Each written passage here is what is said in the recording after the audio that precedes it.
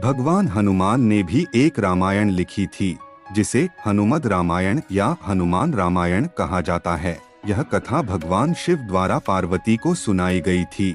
इसके अनुसार रामायण युद्ध के पश्चात जब श्री राम, सीता और लक्ष्मण के साथ अयोध्या लौट आए थे, तो वाल्मीकि ने रामायण की रचना कर दी थी।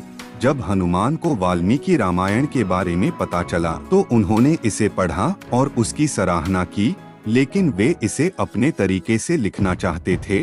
उन्होंने रामायण के कुछ अद्भुत और अनकहे प्रसंगों को शामिल कर अपनी रामायण की रचना की। उन्होंने यह रामायण पत्थरों पर अपने नाखूनों से लिखी थी।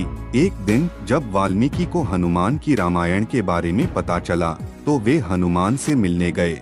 जब उन्होंने हनुमान की रामायण को देखा, तो वे चकित हो गए, क्योंकि हनुमान की रामायण उनकी रचना से कहीं अधिक सुंदर और गहरी थी। वाल्मीकि को लगा कि उनकी रामायण की तुलना में हनुमान की रामायण अधिक महान थी और उनकी रचना का महत्व कम हो जाएगा। हनुमान ने वाल्मीकि की चिंता को समझा और राम कथा की प्रशंसा में कोई अंतर न हो, इसलिए उन्होंने अपनी रामायण के पत्थरों को समुद्र में फेंक दिया। उन्होंने कहा कि उनके द्वारा लिखी गई रामायण केवल उनके प्रेम और भक्ति के लिए थी, जबकि वाल्मीकि की रामायण मानवता के मार्गदर्शन के लिए है। इस प्रकार हनुमान की रामायण का अधिकांश हिस्सा खो गया, लेकिन उनके इस त्याग ने उनकी भक्ति को और भी महान बना दिया। यदि आप रामायण के इस तरह के अनसुने प्रसंग और सुनना चाहते हैं, तो कमेंट बॉक्स में लिखें और चैनल को सब्सक्राइब करें। हम डेली आपके लिए इस तरह की अनसुनी कहानियाँ सुनाएंगे।